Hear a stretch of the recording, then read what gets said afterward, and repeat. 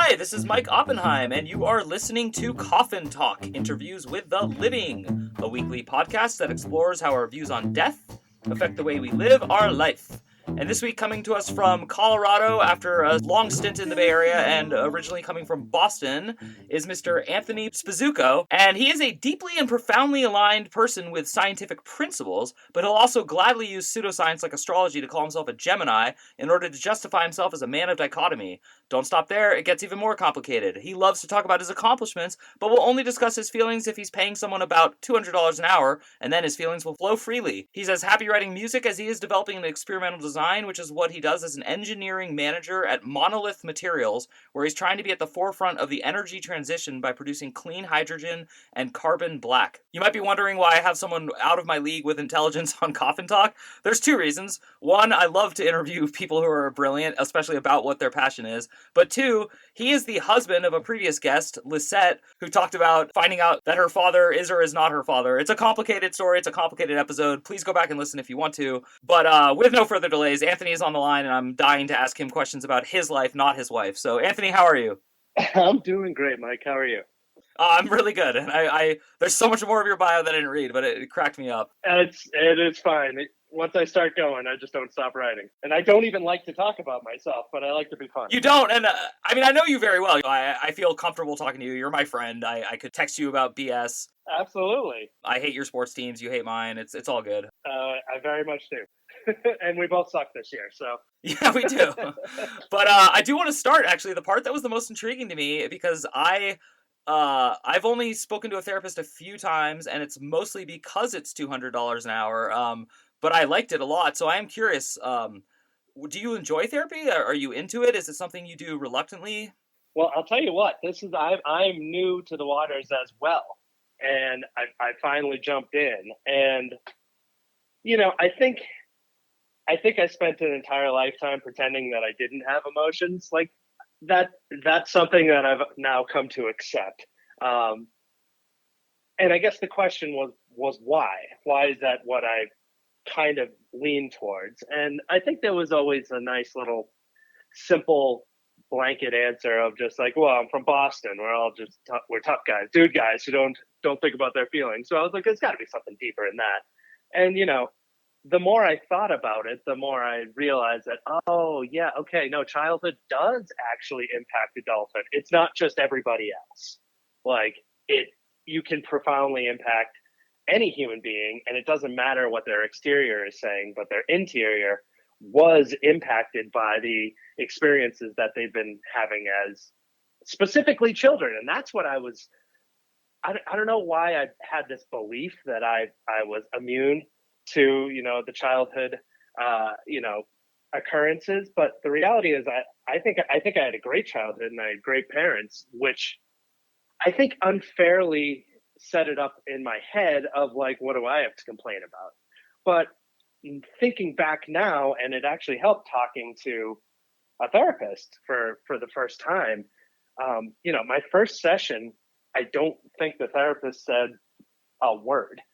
Like I talked for 60 straight minutes. And it was funny because she was like, well, you're very good at talking about your emotions and your feelings. I'm like, no. You're just giving me an avenue to do it where I feel safe. Otherwise, I'm just going to go into a shell and not say a word. And I'll let everyone else speak. And what I've come to realize, and I kind of came to realize this through therapy, is, one of my skills and abilities to, everyone thinks I'm an extrovert. That's what I've come to realize. Everybody thinks I'm an extrovert, but I've come to realize I'm very introverted. I can be extroverted because I have this skill to listen to you, ask the correct follow-up questions, which makes it seem like I'm the one engaged in the conversation, but really you're the one talking the whole time. And so you think you're getting to know me. You think that I'm gregarious and charming, but I'm not saying anything of substance. And this isn't something that I'm proud of. This is something I'm realizing. And I step back sometimes. I'm like, I don't think they know anything about me. And I feel protected.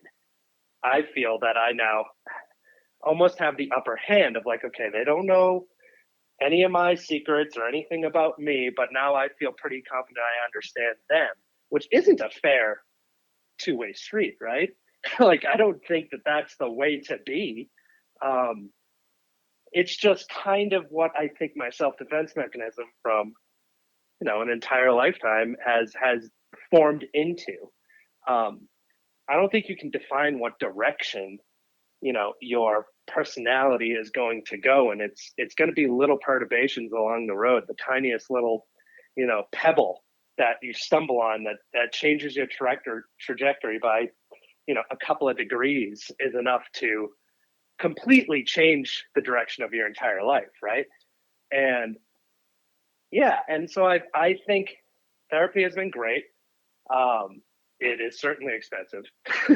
That's one of those you have to just accept and just say, okay, the value of myself is more than the value of the dinner that I'd get instead. I can get that dinner later on. On that note, I'm actually curious, like I want to posit it in like an interesting way. So, I mean, we're both like doing decent in life, and we have a family and we own homes. So there's like financial pressure to keep earning money, to keep that life, but we're not, in over our heads, nor are we like super fabulous jet setting rich people. So what would be like the cutoff point where you would no longer be able to afford therapy? And I don't mean like literally a financial number. I'm more interested, like, would you take the bus every day to work and give up your car to keep doing therapy? Or like where do you kind of see how important it is in that kind of level?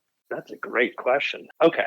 So I do love convenience, but convenience is really just I guess it's just earning your way out of hardship, right? And the earning your way out of hardship can be a personal reward to yourself. It shows that you've accomplished something.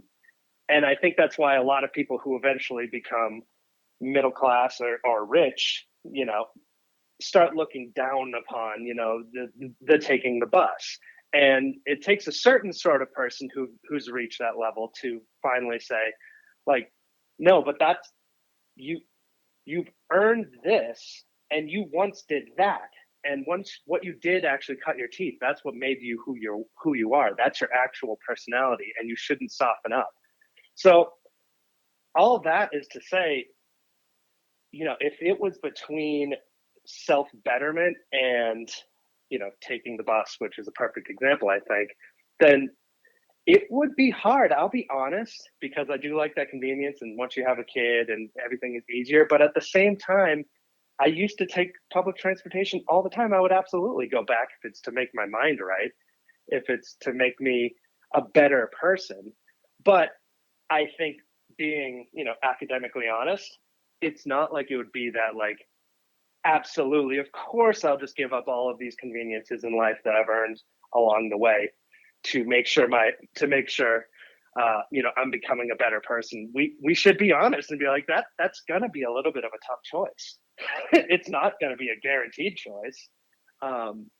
So I guess the threshold would be, the bus. That's a minor inconvenience. If you have to start saying things like, I won't be able to pay for my car payment, and therefore it's going to be more difficult for my son to get to school. Okay, now it's like, okay, I might have to come back to therapy at a later date. But yeah, I'd say that's the general threshold.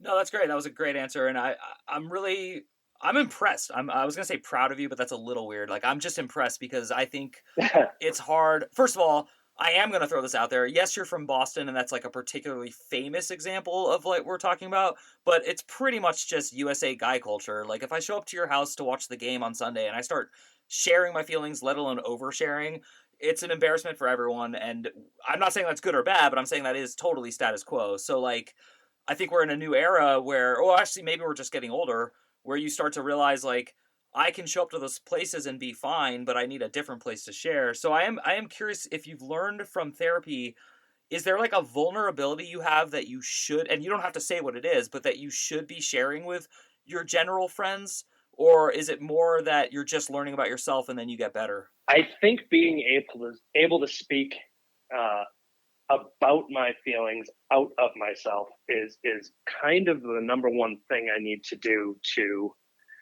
alleviate stress and relieve the pressure bomb that's constantly forming. That is the pressure release, and it's something I'm distinctly incapable of doing. So understanding myself more is, I mean, I guess that's the 1B, right? But I think just being able to say, no, I don't feel okay with what this interaction just was, because I do not like conflict. I am so against conflict. And just being able to actually, discuss conflict in a not dude guy way, but in a meaningful way, discussing your actual feelings, like that is actually my number one goal. And I think that's going to help out, marital conflict, work conflict, interpersonal conflict. That's the only way to actually, make yourself a better person within society, is to be able to speak to these things. Understanding more about myself is naturally coming just actually talking. So I think I would understand more about myself if I can learn how to have these, more difficult discussions. So I'd say that is the number one goal. That's really cool. Yeah. And I'm not jealous, but I'm like, my ears are perking up because I've been really thinking about going to therapy recently, and it's the same thing, dude. I love my parents. They're awesome. I spend every Sunday with them. I go out and see them. I call them because I want to. Like, I would like invite my dad to go to something that I wouldn't invite some of my friends to go to. So like, it's hard to admit that, like, yeah, but like you still have unresolved issues from your childhood. Like, it's not their fault, but like they were parents and you're a kid. And so yeah, I think it's really cool to hear, because we're not we don't share the same mind, but we're like-minded, and I get along with you, and I can see like how it can help. And especially when you talk about like conflict, because that's something I'm in conflict with an ex-wife who doesn't talk to me, which is a weird form of conflict. And then I'm constantly in conflict with like my ambitions versus like happiness, and how like the two don't really seem to ever meet. So you get what I'm getting at. Oh, ambitions are are the bane of my existence, and they are my only existence. Okay, so now we are a lot more similar than I thought. Oh yeah, and you know what I've come to find, Mike, is through therapy. That's where I'm starting to understand. It doesn't have to be the old trope of my parents effed me up. I don't think it is just that. It's also circumstance, right? And like for my situation, I was the youngest of four brothers, and my parents were very, very lucky. We were all extremely intelligent and did great in school, and this formed this natural competition within the family, and it clearly messed up each brother along the way, according to what position they were in the family. And me being the youngest has impacted my ambition, because nothing is ever enough. It always is. I accomplished this. Yeah, but my older brother did a little better on this one. But then a different older brother did a little better on this particular output. And then it's ending up in this situation where you have to be better than three, highly successful individuals in everything. And that's the way my mind started forming, of nothing is good enough because there still was someone I didn't beat, and I have to impress my parents and impress my family, because being the youngest one, I don't have quite as much of a voice as everybody else. So I have to earn my voice by being just as good as them and really beating them. And it became competition. And that is what my entire life has now become. And I think I can step away from the competition aspect, but I can't step away from the ambition aspect and feeling that nothing is ever good enough. There's always something I can do better to continue to prove myself. So that wasn't necessarily my parents. I think they had very, very high expectations, which they had developed by having three successful, academically successful children before me. So, they also are growing and experiencing things. I'm the youngest of four brothers, and we have a 14-year span between us. So the oldest brother has been is crushing it in high school when I'm still, in diapers. So of course that was going to impact the way that they looked at how a child should perform, right? Because the first one did amazing. All of us should do amazing. And all of us are being impacted by our experiences, at all moments. And as a result, you know, aligning all these different thoughts together so that we can all march forward perfectly, that doesn't actually happen. We're all having individual experiences that shape who we are. And it wasn't that my parents messed it up, and not that your parents messed it up, but you were impacted by how you grew up. And that's the part that was like the eye-opening thing when I started therapy. I was like, oh, I actually did too. And it's like, of course, who am I? I'm not any better than any person. So of course I was influenced by, by my childhood. So it's been eye-opening for sure. That's crazy. And actually it does segue nicely into like the focus of the podcast, which is how is your opinions or thoughts on death affecting the way you live? And so I know, to me at least, it's a good segue because we're talking about your childhood, and obviously early on your parents were telling you philosophy or telling you a philosophy was wrong or just not giving you any philosophy. So I am curious, the basic question, what do you think happens when you die? But B, for you in this example, has that changed in your life? Hey everyone, if you're a fan of the show, please head over to mikeyop.com and click the subscribe button. It's the best way to support us, and it's free. That's MIKEYOPP.com. Thanks. Oh yeah, okay, this is great. Okay. Has this changed in your life? That's the really interesting part. And I'd say yes, it absolutely has changed. All right, so let's step back a little bit. I grew up in Boston, and I was the youngest kid, as I just said, in a family of all of us went into some form of science. So we all are scientists and engineers. My mom was a nurse, so also in a technical field. So as I was growing up, I was in Boston, and I was part of the Roman Catholic Church, as is obviously extremely huge in Boston. And I was growing up there in the 90s. And that just happened to be the time that the pedophilia rings started becoming very known, and it became that Boston sort of was the epicenter in the U.S. of these events. And I was lucky. I did not have any direct interactions, but I was going to CCD. I was going to, which is the equivalent to Sunday school. I was, getting confirmed. I was doing all of these different things that one does growing up in the Catholic Church. And I was lucky. I did not have any direct contact with anyone who was part of this.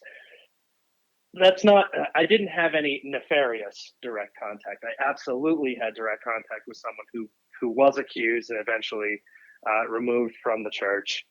And he was sort of my favorite one, my favorite priest at our church. And he was a lot of people's favorite priest.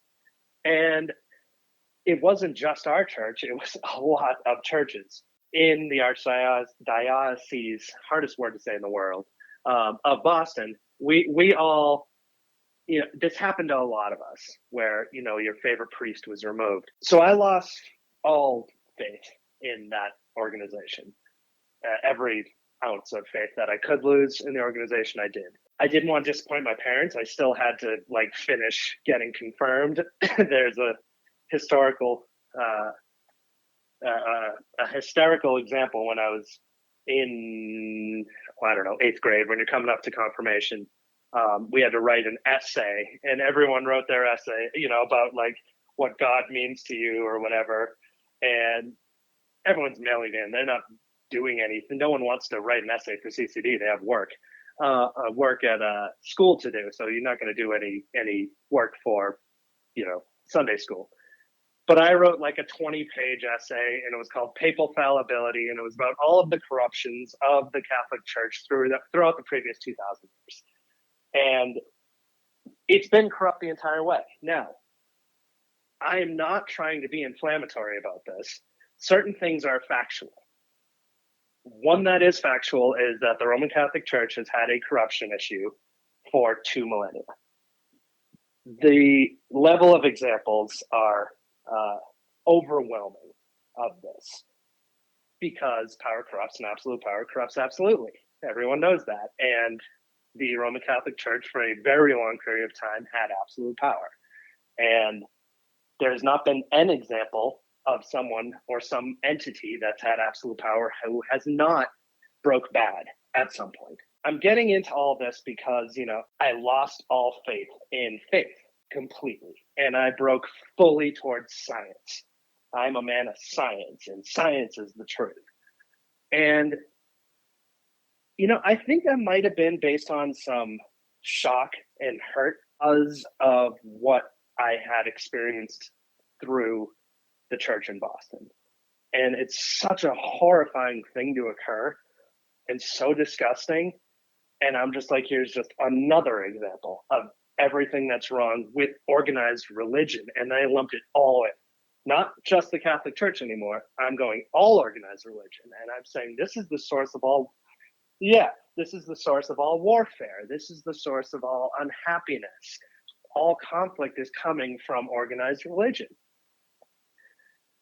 And what that is, being a teenager and going, black or white and not seeing the spectrum of gray, right? And especially when you're dealing with religion, it is mostly gray. Okay, so now I've made a decision that all organized religion is wrong, all of it is corrupt. I'm a man of science, science is truth.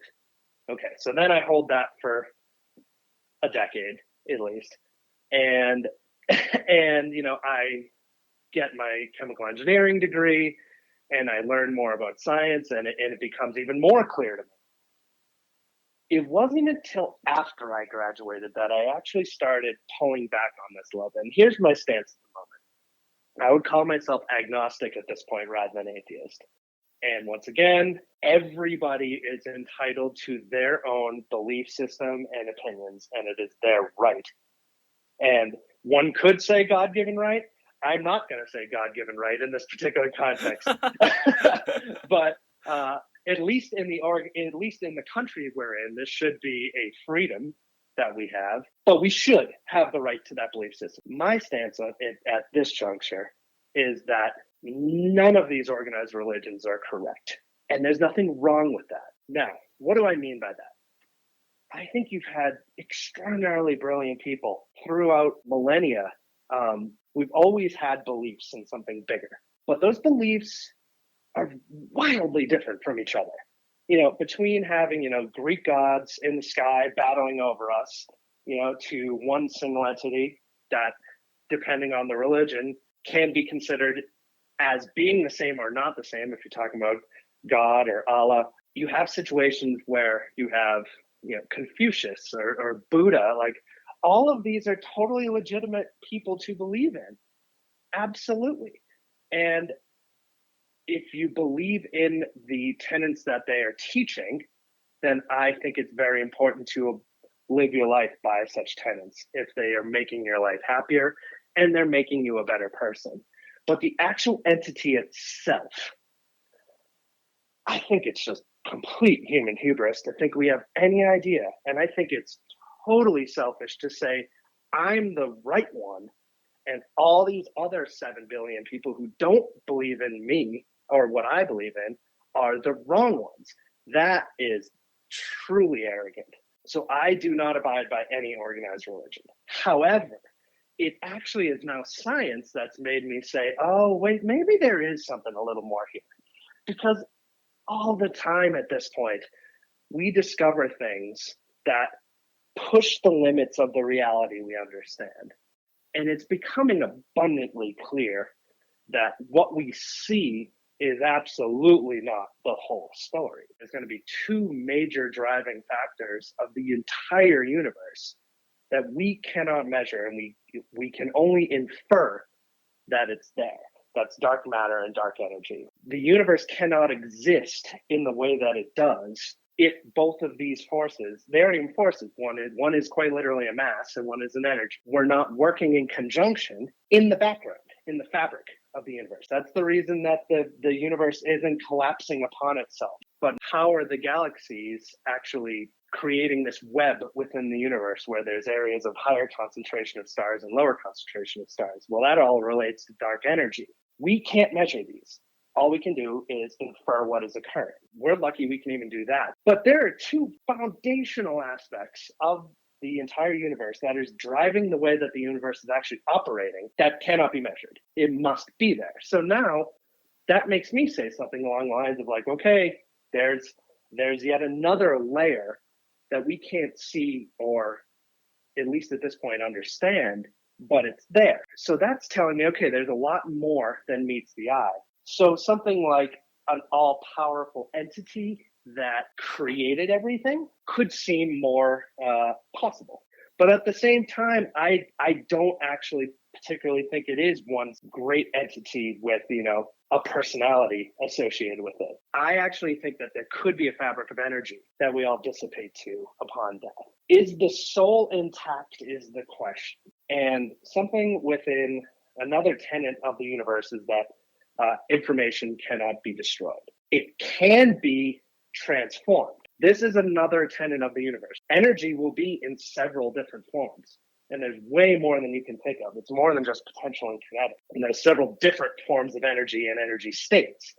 But it's always conserved. You can always balance it. Information does the same thing. At the edges of the universe, at the extremes, you start breaking down the general rules that you've created. And we do this over and over again. Einstein broke Newtonian physics with relativistic physics. And both are absolutely unequivocally true at this point. And we need to learn to connect those dots. And each time we connect the dot, there's another new thing we figure out that's like, okay, wow, let's add that into the list of unbelievable things that we're learning about our universe. So all this is to say, I could see the soul being information. We exist not as physical objects, but our consciousness does exist. We have I'm not even going to say brain, because the brain is also another physical object. There's something that makes our personality. So is that really information coded in energy? I currently would say yes, it would be released into the ether.